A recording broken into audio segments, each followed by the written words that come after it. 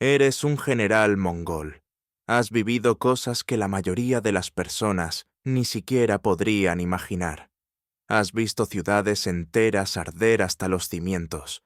Has escuchado los gritos de miles de víctimas y has contemplado ríos que literalmente se teñían de rojo con sangre. Ya nada te sorprende.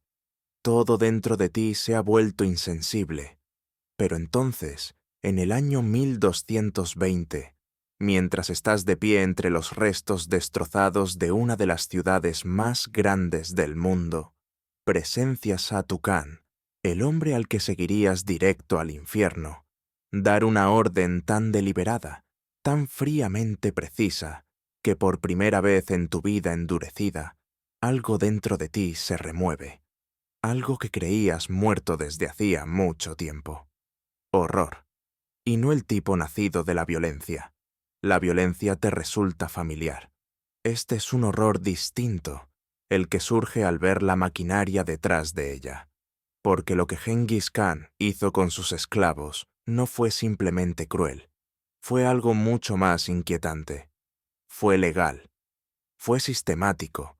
Y fue defendido por los mismos códigos que prometían justicia e igualdad para su propio pueblo. Esta es la historia de cómo un niño, que alguna vez llevó un collar de madera de esclavo, se convirtió en el hombre que levantó el imperio más grande de la historia registrada sobre una base de explotación humana organizada. Y lo verdaderamente escalofriante es que el sistema que construyó fue tan eficiente, tan calculado, tan perfectamente diseñado, que incluso hoy los historiadores siguen luchando por reconciliar la imagen del reformador progresista con la del arquitecto de una deshumanización metódica. Quédate conmigo, porque al final de este video entenderás por qué el enfoque de Genghis Khan hacia la esclavitud fue mucho más peligroso que la brutalidad común. Y verás por qué eso sigue siendo relevante cuando hablamos de las estructuras de poder actuales. Así que déjame llevarte de vuelta a los años 1170, a las llanuras heladas de Mongolia. Un adolescente llamado Temujin está sentado en completa oscuridad, con el cuello y las muñecas atrapados dentro de un kangyu de madera, un marco de tortura que normalmente se usaba para el ganado. La madera áspera le corta la piel.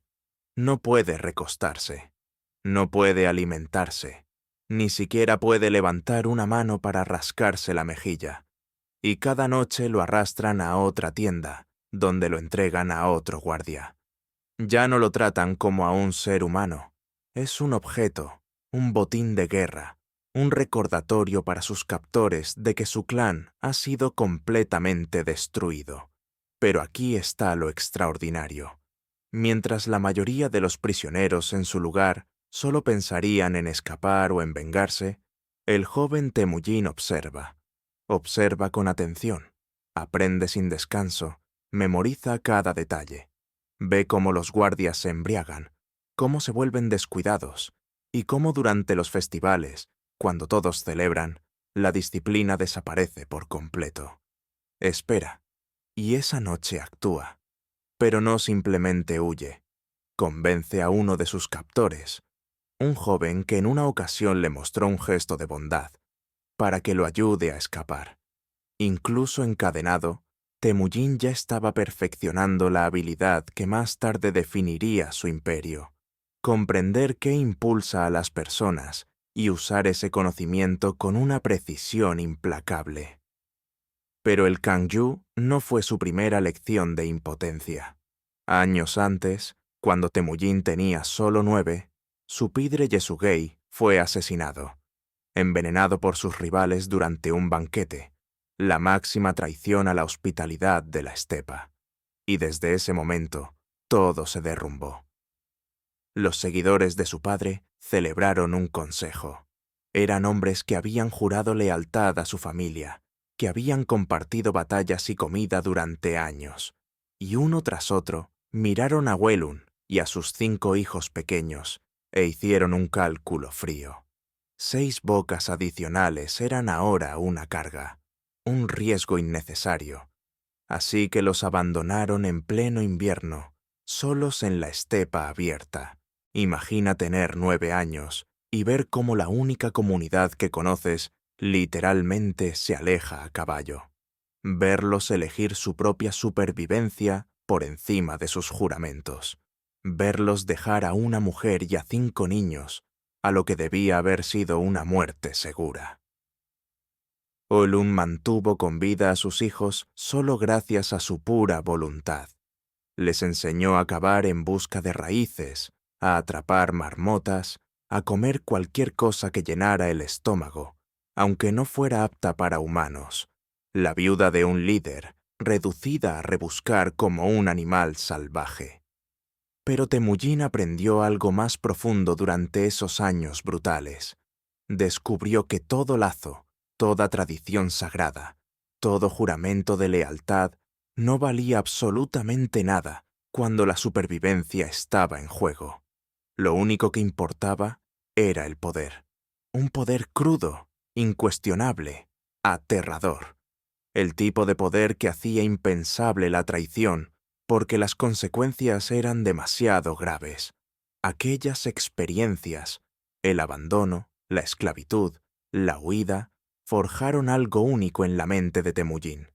No solo deseaba venganza, no solo buscaba autoridad, quería reconstruir la sociedad misma desde una lógica completamente nueva. Piénsalo. La vida tradicional mongola se basaba en el parentesco y la tribu. Tu lealtad pertenecía a tu clan. Pero Temujin había aprendido de la manera más dura posible, que la familia podía abandonarte, que la lealtad tribal podía colapsar, que todo el sistema estaba profundamente roto. Así que empezó a imaginar algo revolucionario. Un sistema donde la lealtad no dependiera de la sangre, sino de la ley. Donde el ascenso no dependiera del estatus de tu padre, sino del mérito y de la obediencia absoluta. Donde la traición no solo fuera vergonzosa, sino impensable, porque el castigo era inmediato y seguro. Pero aquí está el núcleo oscuro de ese sueño. Si vas a reconstruir la sociedad desde sus cimientos, debes trazar una línea en algún lugar. Tienes que definir quién pertenece dentro del sistema y quién queda fuera de él, a quién protege la ley y a quién no. Y Temujin, el niño que una vez fue tratado como menos que humano, que llevó el yugo de un esclavo, estaba a punto de trazar esa línea con sangre. El año es 1206. Después de décadas de conflicto implacable, Temujin logra lo que todos creían imposible. Ha conquistado o absorbido a todas las tribus principales de la estepa mongola. Las incursiones sin fin, las venganzas entre clanes, el ciclo de sangre que durante generaciones definió la vida mongola. Todo llega a su fin. Se convoca una gran asamblea, un Kurultai. Representantes de cada tribu se reúnen a orillas del río Onon y allí, bajo un estandarte blanco con 9 colas de caballo, Temujin es proclamado Genghis Khan, soberano oceánico o soberano universal, según la traducción. Pero Genghis no celebra marchando sobre tierras extranjeras. No todavía. Su primer movimiento es mucho más transformador. Introduce un nuevo código legal que regirá toda su naciente nación, la Yasa. Y cuando los historiadores la estudian por primera vez, muchos quedan genuinamente asombrados. Para el siglo XIII, algunas de sus disposiciones resultan sorprendentemente avanzadas. Primero, el secuestro de mujeres se vuelve ilegal. En una cultura donde el rapto de novias era costumbre, esto era una auténtica revolución. Las mujeres incluso obtienen ciertas protecciones sobre la propiedad.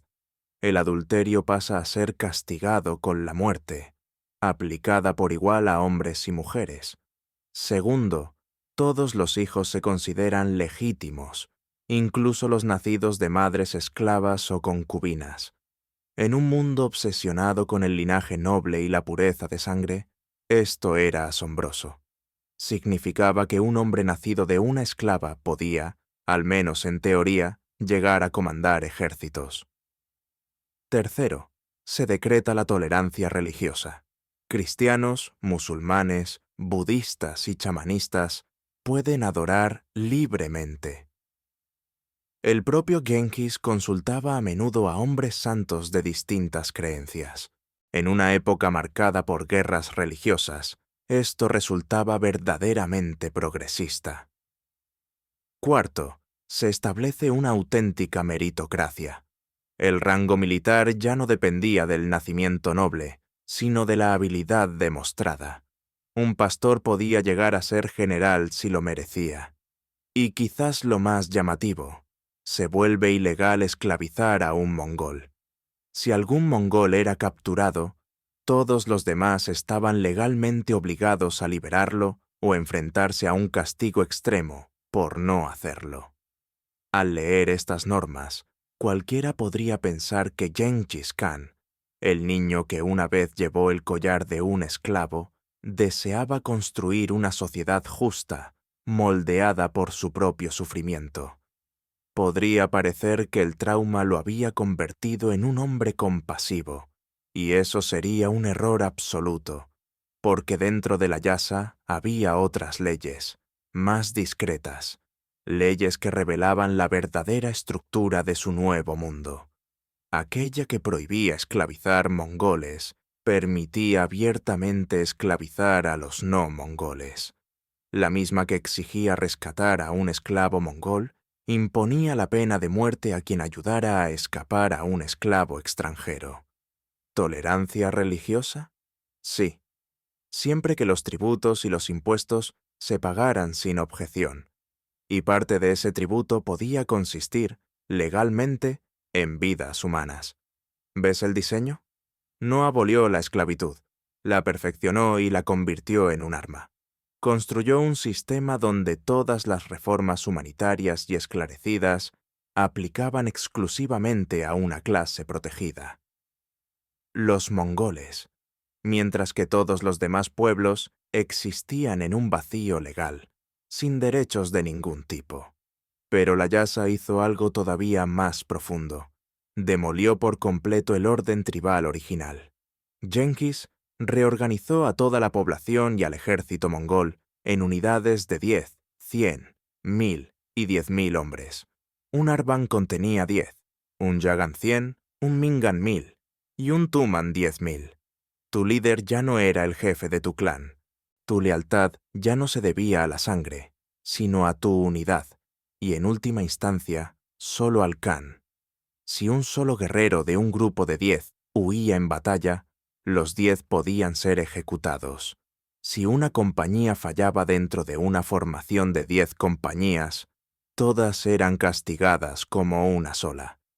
Esto creó una responsabilidad colectiva tan severa que la traición ponía en peligro no solo tu vida, sino también la de todos los que amabas. Y ahí reside tanto la genialidad como el horror del sistema. No exigía lealtad a una persona, exigía obediencia a una estructura. Se sostenía por sí mismo. No necesitaba emociones. Era perfecto. La primera grieta en esa perfección apareció pronto, con un gobernador llamado Korchi. Genghis lo había designado para supervisar las tribus de Siberia. Según todos los relatos, Korchi era competente. Los tributos llegaban a tiempo. El orden se mantenía. Pero Korchi tenía un vicio. Comenzó a secuestrar mujeres locales para su harén personal. No una ni dos, sino muchas. Abusaba de su autoridad para reunir una colección privada de mujeres esclavizadas. Y recordemos, la Yasa prohibía explícitamente el secuestro de mujeres. Era una de sus reformas más celebradas. Finalmente, las tribus oprimidas se rebelaron. Capturaron a Korchi y lo ejecutaron. ¿Y cómo respondió Genghis Khan? Honró la defensa de sus mujeres. ¿Reconoció que Korchi había violado la ley sagrada? No. Envió un ejército para aniquilar la rebelión. El mensaje fue inconfundible. El verdadero delito de Korchi no fueron los secuestros. Fue ser descubierto. Fue alterar el orden. Fue provocar un caos que obligaba a movilizar fuerzas militares para restablecer el control. La Yasa protegía a las mujeres, mongolas. Las demás pertenecían a una categoría inferior, y sus generales, que en un principio se habían sentido realmente impresionados por los ideales progresistas de la Yasa, comenzaron a comprender cuán equivocados estaban. Aquella ley nunca trató sobre la justicia. Se trataba de la eficiencia. Se trataba de construir un estado mongol estable y centralizado, capaz de expandirse sin desgarrarse por dentro. Pero la mayoría de sus comandantes aún no comprendían las verdaderas consecuencias de aquello. No todavía. No hasta Bujará. Déjame pintar la escena. El año es 1220. Bujará es una de las ciudades más grandiosas del mundo islámico, un brillante centro de erudición, arte y comercio. Sus bibliotecas guardan el conocimiento reunido de todos los rincones del mundo conocido. Sus artesanos producen tejidos y trabajos en metal tan exquisitos que reyes desde Europa hasta China compiten por poseerlos. Los bazares rebosan de seda, especias, joyas e ideas. Unas 30.000 personas viven allí, protegidas por murallas consideradas inexpugnables, hasta que los mongoles llegan como un trueno. Pero no atacan de inmediato, esperan. Sellan la ciudad por completo, cortan todas las rutas de suministro y envían un mensaje al gobernador. Ríndete, ofrece tributo, reconoce la autoridad del Khan y la ciudad será perdonada. Resiste y enfréntate a la destrucción total. El gobernador comete un error catastrófico. Observa sus murallas, sus tropas y sus graneros llenos y cree que puede resistir. Envía una negativa. Los mongoles no pierden tiempo en un largo asedio. Desvían un río cercano, inundan el foso defensivo y socavan las murallas. En cuestión de días, el perímetro exterior cae. La guarnición turca, comprendiendo que la derrota es inevitable, intenta romper el cerco. Son masacrados casi hasta el último hombre. La ciudadela resiste otros 12 días, pero es inútil. Cuando finalmente colapsa, todos los soldados son ejecutados. Pero aquí es donde las cosas se vuelven extrañas. Los civiles no son masacrados, al menos no todavía. Genghis Khan entra personalmente en la ciudad conquistada. Se dirige directamente a la gran mezquita, el lugar más sagrado de Bujará. Sus hombres arrojan coranes al suelo. Usan los cofres ornamentados que antes guardaban los textos sagrados como comederos para sus caballos. Luego, Genghis ordena que la élite de la ciudad, mercaderes ricos, eruditos, imanes, nobles, se reúna en el patio de la mezquita. Imagínate entre esa multitud. Tu ciudad ha caído en cuestión de días. Tus defensores yacen muertos y ahora te encuentras frente a un hombre bajo, de aspecto tranquilo, con ojos duros como hierro helado. Y entonces habla. Soy el castigo de Dios. Si no hubierais cometido grandes pecados, Dios no habría enviado sobre vosotros un castigo como yo. Piensa en el golpe psicológico de esas palabras. Está usando su propia teología como arma. Les dice que su Dios lo ha elegido como instrumento de retribución, que su sufrimiento es un juicio divino. Esto no es simplemente una conquista, es aniquilación espiritual. Pero lo que viene después es lo que deja cicatrices imborrables en sus generales. Los mongoles no se entregan al caos. No hay saqueos embriagados, ni matanzas frenéticas. En cambio, comienzan a clasificar. Toda la población de Bujará es organizada en categorías. Primera categoría, los artesanos cualificados, tejedores de seda y brocado, herreros capaces de forjar armas y armaduras, ingenieros expertos en irrigación, asedios o arquitectura, escribas que dominan varios idiomas. Estas personas son registradas, sus nombres anotados, sus habilidades detalladas.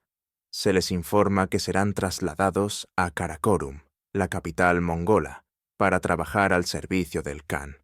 Sus familias pueden acompañarlos. Serán alimentados y alojados, mientras sirvan. No es libertad, pero tampoco ejecución. Es una forma privilegiada de servidumbre. Segunda categoría, los hombres jóvenes y fuertes. No se les convierte en simples obreros. Se transforman en hasha, escudos humanos desechables. En el próximo asedio, estos hombres de Bujará marcharán al frente del ejército mongol. Rellenarán los fosos con sus propios cuerpos.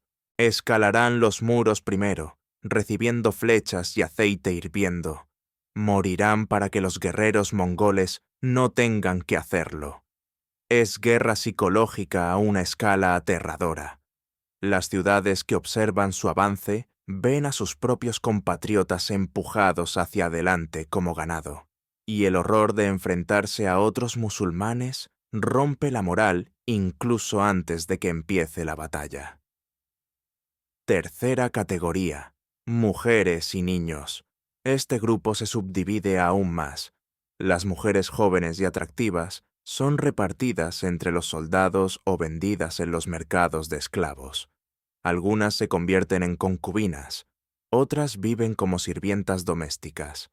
Algunos niños son adoptados por familias mongolas, no por compasión, sino como instrumento de transformación cultural. Criados desde la infancia, olvidan su lengua materna, sus costumbres, su linaje. Se vuelven mongoles en mente e identidad. Es asimilación mediante el borrado. Cuarta categoría, los ancianos, los enfermos, los discapacitados y cualquiera sin habilidad útil. Estas personas desaparecen de las crónicas. Podemos imaginar su destino, y ninguna suposición es piadosa. Ahora imagina ser uno de los principales generales de Genghis Khan, de pie, presenciando todo esto. Has marchado junto a este hombre durante años. Creías en la Yasa. Creías que estabas ayudando a construir algo superior al caos sangriento de la vida en la estepa que había existido antes. Y ahora estás viendo cómo una ciudad entera es clasificada como si fuera ganado. Estás viendo a seres humanos convertidos en mercancías económicas. Estás observando al mismo gobernante que prohibió la esclavitud de los mongoles supervisar personalmente la esclavitud sistemática de decenas de miles de otras personas. Y entonces, finalmente lo comprendes. La Yasa nunca fue diseñada para proteger a todos. Fue creada para proteger solo a los mongoles. Cualquiera fuera de ese grupo quedaba fuera de la ley. Legalmente, ni siquiera se les consideraba humanos. Eran recursos, bienes, propiedad. Un oficial mongol, cuyas palabras los cronistas persas conservaron más tarde, lo describió así. Hemos visto arder ciudades antes, hemos matado sin vacilar, pero esto era algo completamente diferente. Estaba organizado. Se sentía como si fuéramos cosechadores recogiendo una siembra, no guerreros derrotando a un enemigo. Y comprendí entonces que, en el mundo del Khan, eso era exactamente en lo que nos habíamos convertido. Algunos generales aceptaron por completo esta nueva realidad. Se transformaron en administradores de la esclavitud a escala industrial, acumulando riquezas más allá de toda imaginación. Pero otros luchaban internamente con lo que presenciaban. No porque la violencia los perturbara. Recordemos, eran hombres forjados en guerras interminables, sino porque aquel sistema rompía algo fundamental en la lógica tradicional de la guerra. En la estepa, el combate tenía un comienzo y un final. Luchabas contra tu enemigo, lo derrotabas en batalla abierta, tomabas sus bienes, tal vez algunos cautivos, y la contienda terminaba. Había cierre. Esto era distinto. Esto convertía la conquista en un ciclo continuo de producción. Era la burocratización del sufrimiento humano. Y lo más inquietante, funcionaba a la perfección. Era más eficaz de lo que nadie hubiera imaginado. Después de la caída de Bujará, vinieron Samarcanda, luego Nishapur, y más tarde, Bagdad. Cada ciudad capturada alimentaba la máquina en expansión. Los historiadores estiman que, durante las invasiones mongolas, entre 1 y 2 millones de personas fueron reubicadas por la fuerza en todo el imperio. Y eso sin contar a los que fueron asesinados o esclavizados en sus lugares de origen. Piensa en la magnitud, trasladar a 1 millón de personas por toda Asia en el siglo XIII. La planificación necesaria. Los registros. La red de suministro para alimentarlos, transportarlos y clasificarlos. Los mongoles construyeron toda una estructura administrativa específicamente para gestionar poblaciones conquistadas. Desarrollaron sistemas de registro para rastrear la mano de obra cualificada a través de continentes. Un herrero de Bujará podía acabar en Karakorum, trabajando junto a un ingeniero chino y un orfebre de la Rus. En un sentido siniestro, era una de las primeras fuerzas laborales globalizadas. Pero aquí es donde el sistema se vuelve aún más perverso. Creó una jerarquía dentro de la propia esclavitud. En la cima estaban los artesanos cualificados al servicio de los mongoles. Gozaban de una extraña forma de seguridad. Mientras produjeran, tenían valor. Recibían alimento. Sus familias no eran dañadas. Debajo estaban las concubinas y los sirvientes domésticos. Sus vidas dependían completamente del humor de sus dueños, aunque disfrutaban de cierta comodidad. Más abajo estaban los trabajadores agrícolas y los obreros sin especialización. Cargaban con el peso físico de construir el imperio. Sobrevivían y, en raras ocasiones, podían mejorar su posición. En el nivel más bajo estaban los Hasha, los escudos humanos desechables. Una vez asignados a esa categoría, su esperanza de vida se medía en meses, a veces en semanas. Esta jerarquía interna fomentaba la competencia entre los propios esclavizados. Los artesanos temían ser degradados a obreros. Los obreros temían convertirse en Hasha, así que trabajaban más duro. Callaban.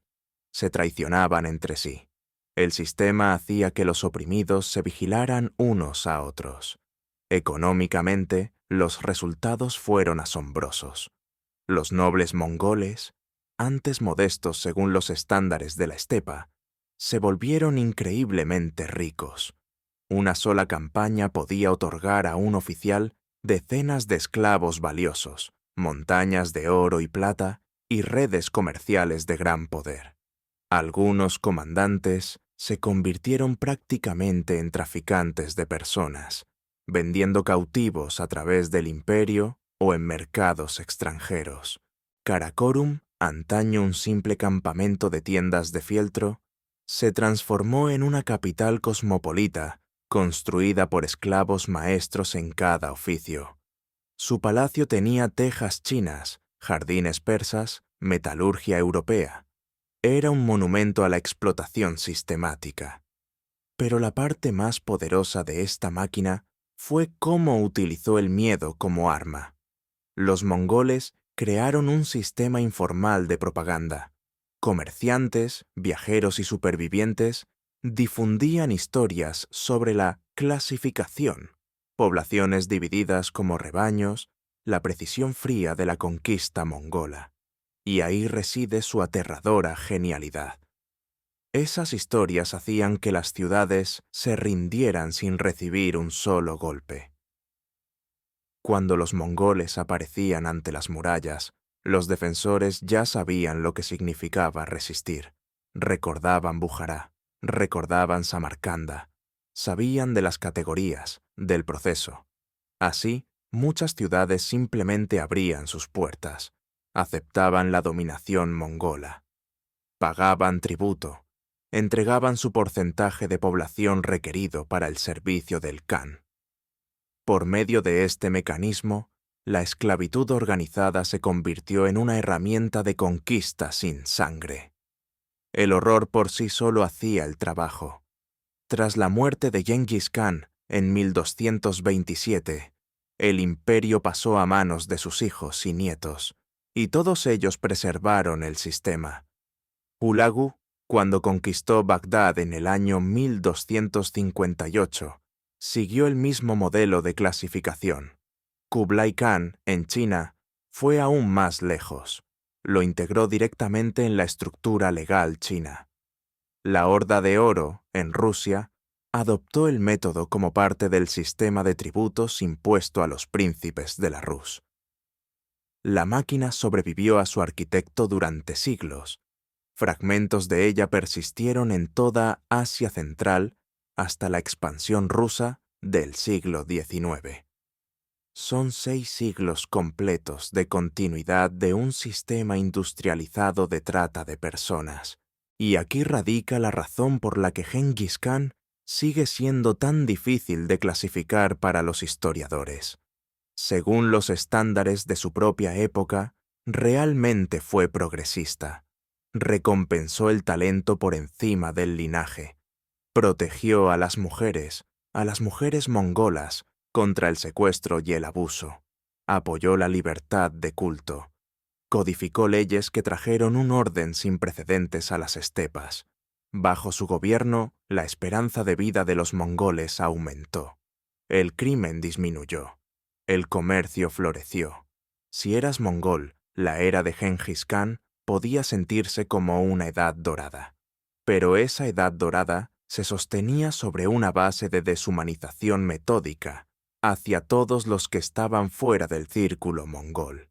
Es tentador describirlo simplemente como malvado, como un villano, pero esa explicación es demasiado superficial. Los monstruos actúan de manera errática. Gengis Khan era calculador, diseñó estructuras, escribió leyes, planificó para descendientes aún no nacidos, y eso resulta mucho más aterrador que la crueldad al azar.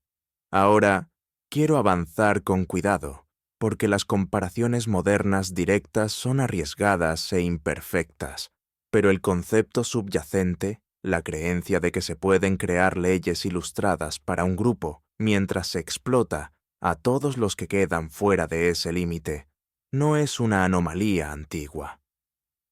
Los imperios coloniales de los siglos XVIII y XIX siguieron el mismo modelo. Gran Bretaña defendía el Estado de Derecho en casa mientras extraía riquezas por la fuerza en India y África. Francia predicaba libertad, igualdad y fraternidad mientras administraba colonias con brutalidad. Los fundadores de Estados Unidos proclamaban que todos los hombres nacen iguales, mientras mantenían la esclavitud de seres humanos como propiedad. La Alemania nazi ofrecía beneficios sociales progresistas a los ciudadanos arios mientras industrializaba el genocidio. Es un patrón que se repite: dibujar un círculo que proteja a los de dentro y tratar a todos los de fuera como recursos que pueden explotarse. Gengis Khan no inventó esa lógica, pero la perfeccionó con una eficiencia aterradora. Entonces, ¿cómo debemos juzgarlo?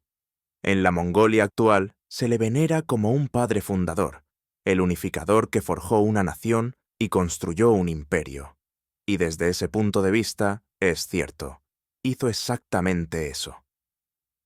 En Irán, Asia Central y Europa del Este, se le recuerda como un destructor inimaginable. Ciudades enteras desaparecieron, culturas enteras colapsaron. Las estimaciones sugieren que entre 30 y 40 millones de personas murieron durante las guerras mongolas, casi una décima parte de la población mundial de entonces. Ambas interpretaciones son verdaderas, y esa es la realidad incómoda, lo que nos devuelve a la imagen con la que comenzamos: los generales de Gengis Khan observando la clasificación en Bujará. comprendiendo al fin lo que habían ayudado a construir. Muchos se sintieron perturbados, aunque al final lo aceptaron como el precio necesario del imperio. Otros lo abrazaron con entusiasmo y se enriquecieron. Un pequeño número expresó dudas en los relatos que han sobrevivido, pero nadie se detuvo, porque nadie podía hacerlo. El sistema era demasiado vasto, demasiado eficiente, demasiado estrechamente entrelazado. Y quizá esa sea la lección más inquietante.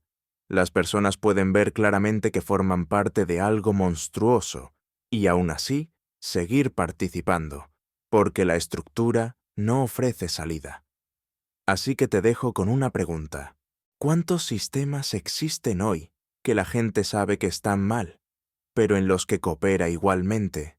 Porque resistir parece inútil, porque la máquina es demasiado grande, porque líneas invisibles siguen marcando quién importa y quién no.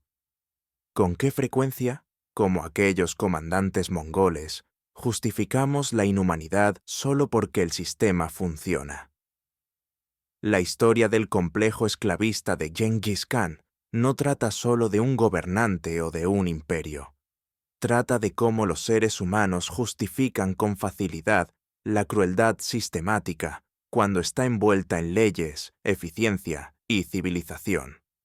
El niño que una vez llevó el collar de un esclavo se convirtió en el arquitecto de un imperio construido sobre la esclavitud organizada. Y lo hizo no con el caos, sino con estructura, no mediante la brutalidad ciega, sino con un diseño legal deliberado. Eso debería asustarnos más profundamente que cualquier relato de violencia sin sentido. Si te ha resultado revelador este análisis sobre la maquinaria del poder, considera suscribirte. Aquí no endulzamos la historia. Estudiamos cómo el poder realmente opera, cómo se construye la explotación y cómo sobrevive a través de los siglos. Gracias por vernos. Nos vemos en la próxima investigación.